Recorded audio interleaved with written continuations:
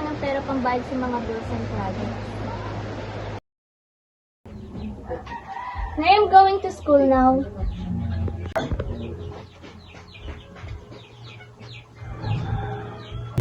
I'm really sorry, anak. I don't have any money to give you today. It's okay, Nay. I understand. Please get well soon. Yes, anak, I hope I get better soon so I can help you again. We'll stay strong, Nay. We won't give up. Yes, anak. Thank you for understanding. Sige po, Nay. I'm going to school now. Please stay home. In the world filled with noise, there are voices that remain silent, not because they have nothing to say, but because they are too tired to speak. In Nishka's eyes, you can see the weight of the things she can't let go. Ang tahimik ni Nishka, no? Kanina pa. Napansin mo? Yeah, it's been tahimik. Kanina pa. Guys, we have to pay 150 pesos bawat isa para sa gagawin natin project. I already finalized na yung layout natin. Nasa Google Drive na. Thanks, Mark. By the way, 150 pesos bawat isa ha. If you need help, sabihin mo lang nandito ako. Are you okay? Yeah, just a bit tight lang talaga. Behind a steadfast face is a heart clinging to strength that nearly gone. But at the right moment, the weight becomes lighter when there's a hand willing to catch you. Gusto ba tanongkot mo kanina? Ang hirap kasi balance ng lahat. Bills, school, budget, pati na rin pamataya at pagkain. We understand, but it's okay na humingi ng tulong. Tama, you're not alone. Tatahanin kita kapag may problema ka.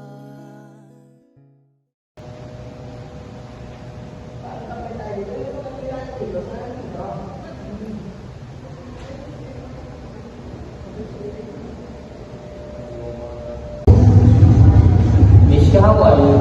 I'm sorry. Are you tired? Just annoyed. I don't have money to photocopy the documents. Meron ako isang copy on my USB. I print it para sa'yo. Let's make a group reviewer para detail and review together. Thank you guys. Tingnan mo paano ko kayo No problem, guys. Lahat tayo dumata sa mga pagsubok. Let's help each other. There are dreams that one seems impossible to reach, until one day you find them right at your feet, not because it was easy, but because you choose not to give up.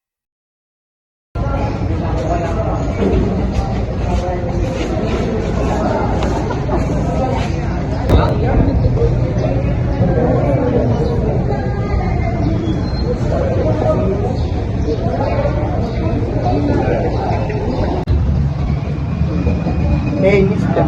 What are you thinking? Iniisip ko lang na I'd never make it here. Graduation felt so far away. But you're here na, with friends. And you're always there. But you can do this. Nagsisimula pa lang tayo.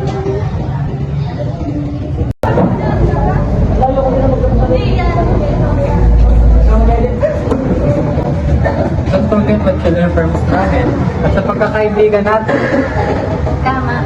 Now I'm not scared. At kung mahirap man, I know I'm not alone. And even though many problems came to Nishka, it did not prevent her from finishing her studies. She worked hard to achieve her goals, and this was also due to support of her loved ones and friends.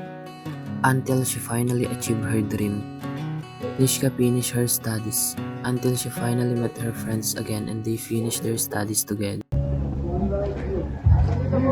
We did it, Nishka. Hindi niyo alam how much I dream of this. Congrats sa atin, deserve mo yan. We know that's why we're so the best. You didn't just survive, you grew. Sometimes, the hardest battles are the one no one sees. Budgeting, silent tears, choosing to keep going even when you're exhausted. But I've learned there's light at the end of perseverance. In every step of resourcefulness, and in every embrace of true friendship. It wasn't easy, but it became possible. To all students like me, remember, you don't have to carry it alone. Breathe, hold on, keep going, we will fight until the very end.